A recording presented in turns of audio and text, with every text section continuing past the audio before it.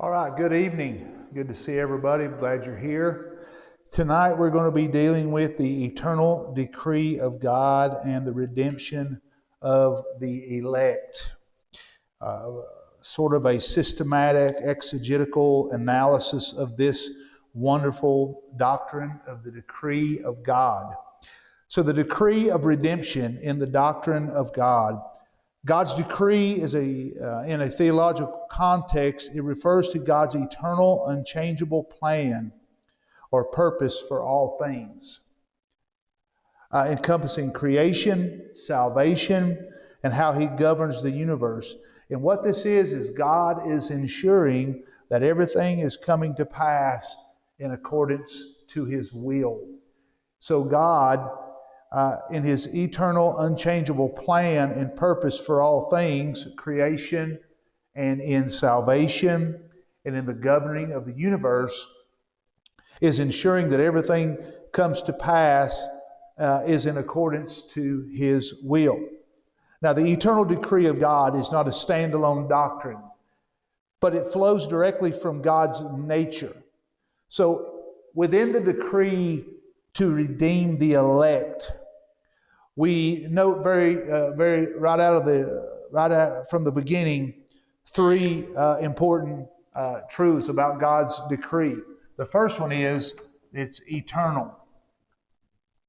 It's an eternal decree. It existed before time. Ephesians chapter 1, verse 4 tells us that. Number two, it's immutable. It's immutable. It means it's unchanging. Malachi 3, verse 6. Malachi 3, verse 6, it does not change. And we know that God's decree is effectual. Effectual. Which simply means it will certainly be accomplished. Isaiah 55, verse 11. So understanding God's nature is key to understanding God's decree. And so let me teach you what classical theism teaches when it comes to God's decree. Classical theism.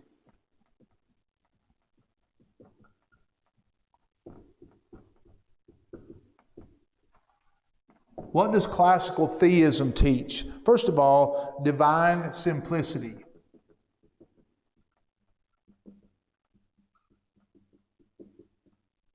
God is simple. Now, what do we mean by that? God is not composed of parts. So His essence and His decree, who He is, what He is, and His decree are identical. They mirror one another. There's a simplicity there, okay? It's not something complex, not something we have to dissect, try to figure out. It just it aligns with each other, His essence and His decree. Another thing that we learn from classical theism when it comes to God's decree is the omniscience of God.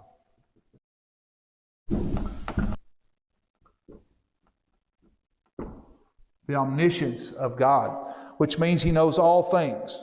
God knows everything. In one single eternal act, God knows everything, including His elect.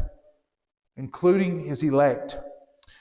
Then, omnipotent. What does that mean? That it cannot fail. It cannot fail.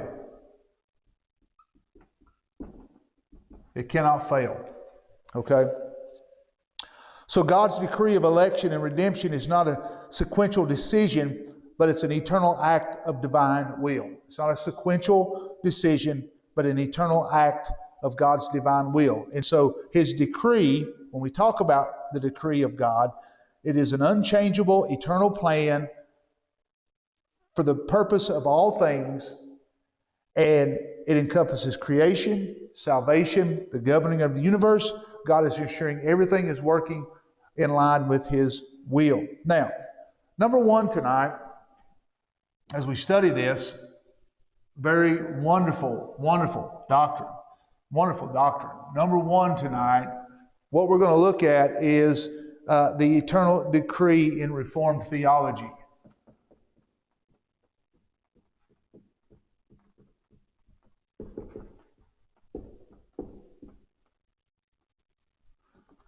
help if I could spell that right, huh?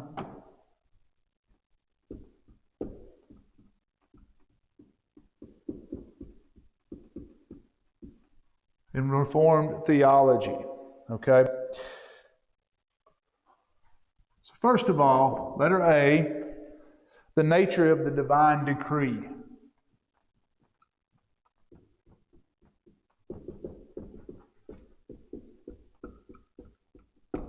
The nature, and it's twofold. One, the simplicity of God, and number two, immutability.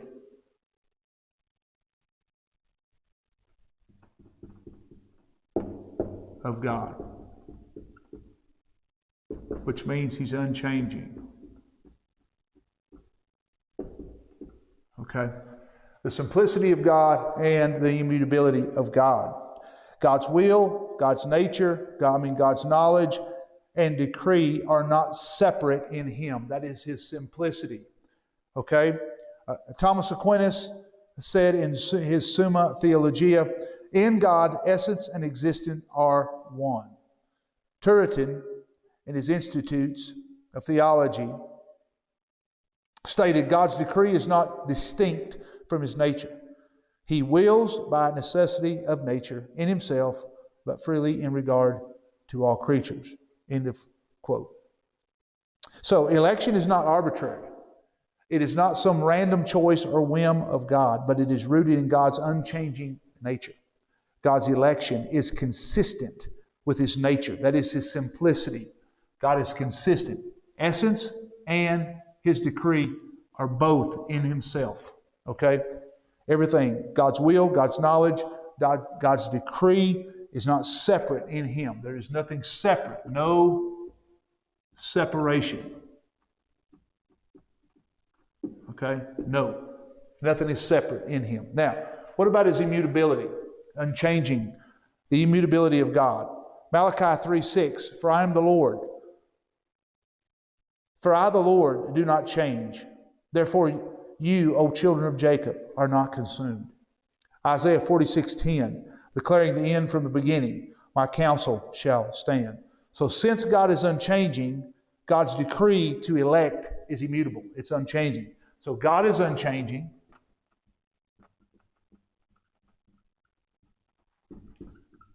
And His decree is the same.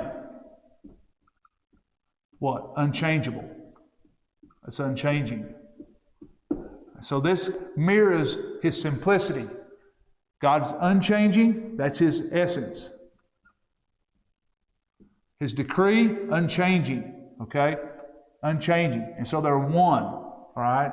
And so, very important that you understand that. Now, I want to throw out some terms to you tonight that I don't want to be confusing, but I feel would be important to enhance the understanding of God's decree. And they fall under, there's two lines that fall under,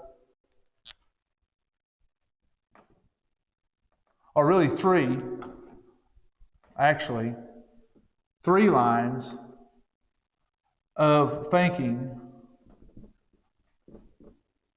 when it comes to God's decree. Let me give them to you, and we'll discuss them a little bit. All right? We'll discuss them a little bit. The first one is infralapsarianism. That's the first one. Okay? The second one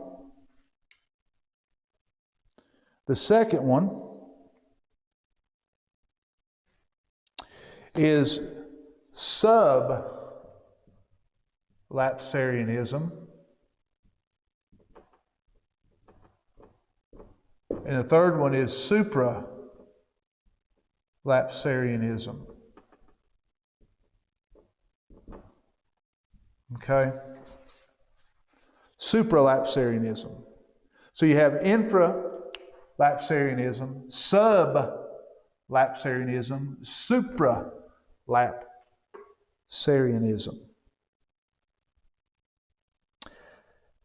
Now, infralapsarianism, supralapsarianism, sublapsarianism, within the Reformed scholastics, simply refers to the order of God's plan. The order of God's plan. So all this has to do with the order of God's plan in saving the elect. Okay? So it's the order of God's plan in saving the elect. Now, these three theological terms, most of the time discussed within the Reformed circles, deals with God's predestination of certain individuals to be saved. I want you to note the word lapsarian. Let's see where I could put this. Well, you can see it right here. Lapsarian, lapsarian, lapsarian. Okay? Just pull those out. Lapsarian, lapsarian, lapsarian. Okay? Those three out. You see it right there in the middle there. That word lapsarian is related to the word lapse. Okay? Lapse. Lapse. Hope you can see this.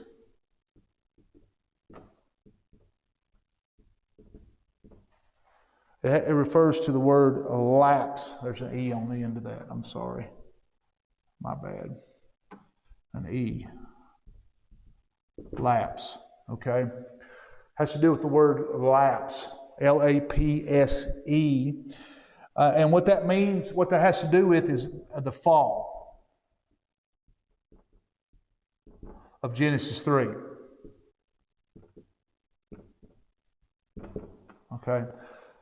Of Genesis 3. So the fall. Mankind's fall into sin was a lapse, was a slip, was a falling from their original state of innocence.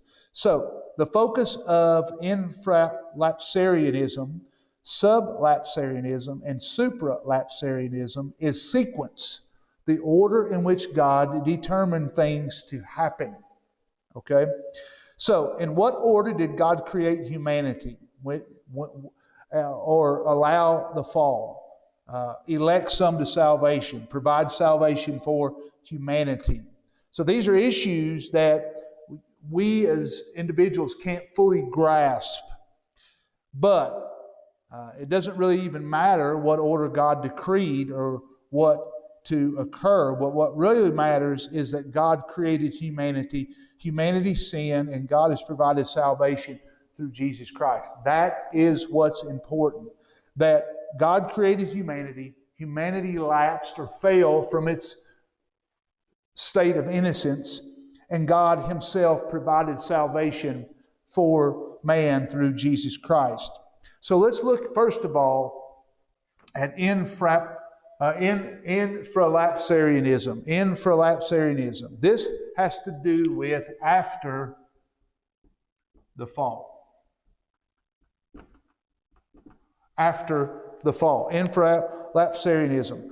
It puts God's decrees in the following order. Here they are. I'll go real slow. Number one, God created mankind. That's number one. God, let me see if I can do this. Hopefully this will not mess up anything. Here's the order in infralapsarianism. God created man. Okay? That's the order. God created man, number one. God decreed mankind would be allowed to fall into sin through their own self-determination. All right? God decreed mankind would fall into sin through their own self-determination. All right? So, the decree to fall into sin of their own self-determination. All right, that's the order. So number one, God created man. Number two, God decreed fall into sin with man's own self-determination. Number 3, God decreed to save some of the fallen. God was going to save some of the fallen. Okay? God was going to save some of the fallen. And number 4, God decreed to provide Jesus as a Redeemer. God provided Jesus. Okay? So, infralapsarianism, after the fall, God created man. God decreed fall into sin according to man's own self-determination. God elected to save some of the fallen, and God provided Jesus Christ as the Redeemer. So infralapsarianism focuses on God allowing the fall and providing salvation. Okay? This is the majority of the Reformed view. This is my view. God created man. Man fell to sin. God was going to save some, what we know as of the elect, and God provided Jesus to save. Now, that's the order of infralapsarianism. Okay? Now, let's look at number 2, this other one, sublapsarianism, and this is under the fall. So you have after the fall and under the fall. And here's the order under sub. Number 1, here's the order under sub. Okay? God decreed to create human beings.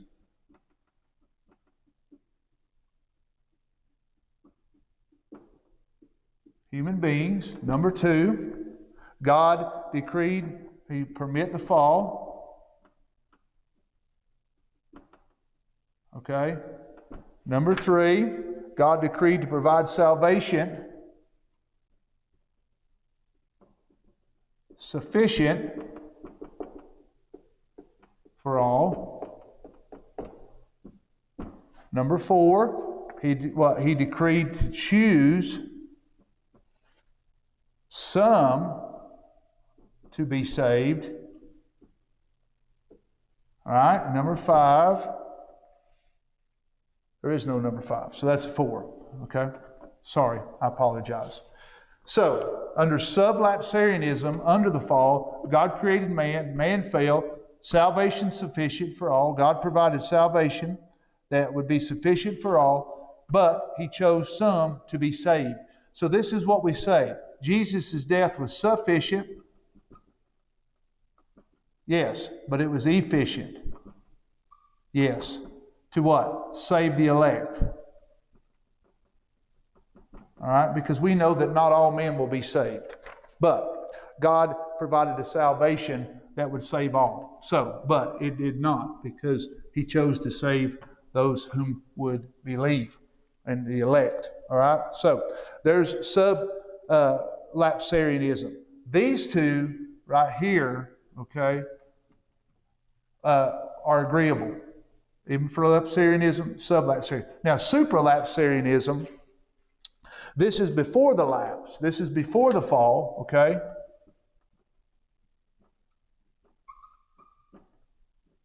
Okay, before the fall, all right? Here's the order under this, all right?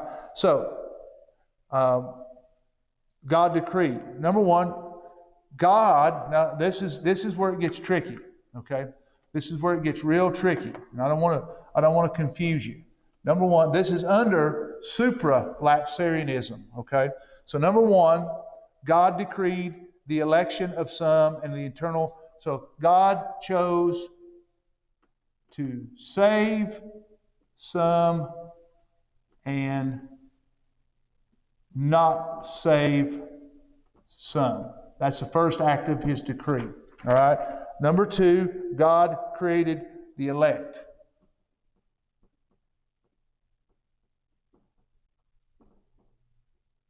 God created the elect. Number 3, God permitted the fall.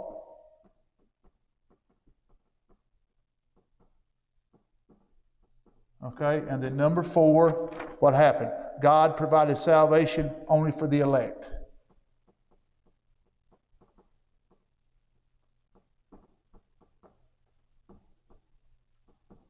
So, I know you can't read my handwriting, but so let me give you a brief overview here of this. And like I said, it's not something that really matters, but it is interesting, and I wanted to share it with the class. So, infralapsarianism, sublapsarianism, agreeable. Supralapsarianism, this is the one that's different. This is before the fall. God creates, and number one, the first act that God does under supralapsarianism, God chooses to save some and not to save some. Creates the elect, permits the fall, saves the elect. Okay? We do not hold to this one at all. Okay? At all. All right? These two we agree on. Infralapsarianism, sublapsarianism. After and under. God creates man, man falls. God, what? God creates man, number one. God creates man. God permits the fall. Man, then God provides salvation. All right? And that salvation is what? For the elect. Okay? Those who will be saved. And so, infralapsarianism and a very biblical position. We do not believe in supralapsarianism at all, okay? Where God decreed to permit the fall, God decreed to provide salvation for the elect through Jesus. So supralapsarianism focuses on God ordaining the fall, creating certain people for the sole purpose of what? Condemning them and then creating some to save. We reject supralapsarianism. We are sub or infra. I hold to the infralapsarianism being the most, I feel, closest to what the Bible teaches. Okay? And so it's very important. Like I said, something that really doesn't matter, but just thought it would be interesting to share with you. Now, let's get into our lesson more than what we've got going on for time, because time is getting away from us. Okay? So, back to our outline. So, we got all this. All right? Now, let's go to number 2 in our outline. Okay? Number 2. And that is what? The decree of redemption. So the decree of redemption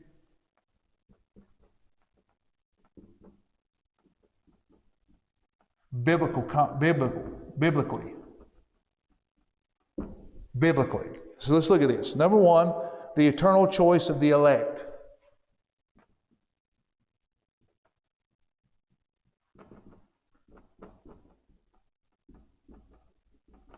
Ephesians 1, verses what? 4 and 6. Ephesians 1, verses 4 and 6. Even as He has chose us in Him before the foundation of the world, that we should be holy and blameless before Him in love. Chose us in Him before the foundation of the world. Indicates a decisive act of time. Christ is a mediator of election in Him. We also told in the book of Ephesians chapter 1, verse 4 and 6, that we have been predestined to be determined beforehand. So it is not based on foreseen faith, but on God's sovereign purpose. Election is not contingent on human response, but it flows from an eternal love. Number 2, here's the golden chain of redemption.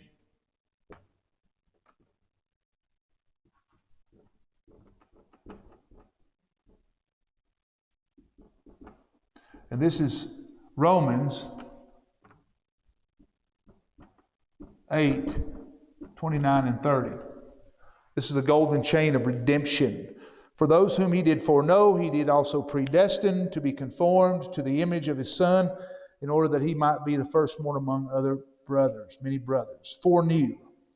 Not merely foresight, but relational knowledge. God's knowledge is not passive, but it is covenantal and it is relational. And there again, we have been predestined, we have been called, we have been justified, we have been glorified. All of these are verbs in the aorist tense indicating something that has already taken place. Now I want to talk just a minute on the foreknowledge of God before we wrap this thing up. It's the most common error among Christians. Predestination is grounded in foreknowledge. What it is not, what it does not mean. Here's what it does not mean. That God looked down the corridors of history, foresaw you and me, and stuck us into His plan. That is not what foreknowledge is. And so what it is not accounted for when we think about this is time, okay? And God created time.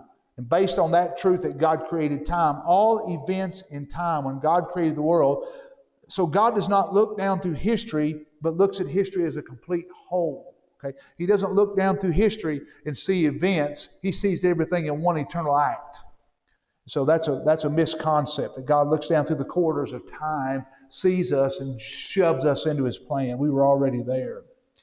Romans 8:29 does not say that God foreknew certain decisions, but He already knew, covenantal and relational. God foreknew certain people. Okay, so knowledge based in the Bible is often a knowledge of intimacy. And so He chose them. They did not choose Him. Okay, now, I want to give the practical implications of the decree of God. This is number 3. Practical implications of the decree of God. Practical implications of the decree of God. First of all, assurance.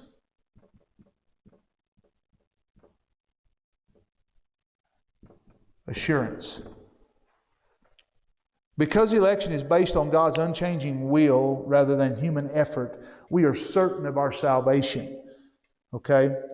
This helps us combat fear. It helps us to combat doubt because it reminds us that salvation is not dependent on me, but it is dependent on sovereign grace. All right? So when we're struggling with those seasons, when we feel like God is nowhere around, we're spiritually dry, we rest in the fact that God's promises are unchanging. It encourages us, all right, and it sustains us to know that. Another thing is evangelism. And missions. Missions. The decree of redemption does not negate evangelism. What it does do is that it enhances it. It puts the burden on us heavier. Okay? It fuels our endeavors to reach the lost. All right? The Great Commission is grounded in the authority of Christ, who is the ruler of salvation. So Christians boldly proclaim the gospel because it works. Evangelism is not about persuasion. It is about pleading with sinners. Faithfully declaring God's word. We don't persuade. We don't do that. So it also enhances our worship. Worship. The eternal decree of God leads believers to humbly worshiping God in spirit and in truth. Is based on no merit of our own, but the sovereign grace of God. We ought to respond with praise. Oh, the depth and the riches and the wisdom and the knowledge of God, more than what we can ever comprehend. And it ought to fuel gratitude. It ought to fuel a thankfulness about us. Leads to a joyful, reverent worship. When we think about how great God's thoughts are towards us, how big they are, focusing on God's greatness, encouraging believers to live for God's glory. So let me wrap this up. God's decree is rooted in His immutable nature, and it's accomplished through Jesus Christ. It's secured by the Spirit's effectual calling of the elect. And so we rest in God's sovereign grace for salvation, and we proclaim the gospel with confidence, loved ones, because it works. We pray and we worship in light of His perfect wisdom. And so we trust in His plan, especially during trials, during hardships, during challenges, that nothing is outside the scope of God's will. Everything is right in line with it. And so I pray tonight that you are blessed by the decree of God and what that decree entails. We don't have the time to really go into a lot of depth with that, but I hope and pray that this gives you a little understanding of everything, how it kind of fits together, okay? So may God bless you. We hope and pray to see you again when we get back from our trip, and we hope you have a great rest of the week.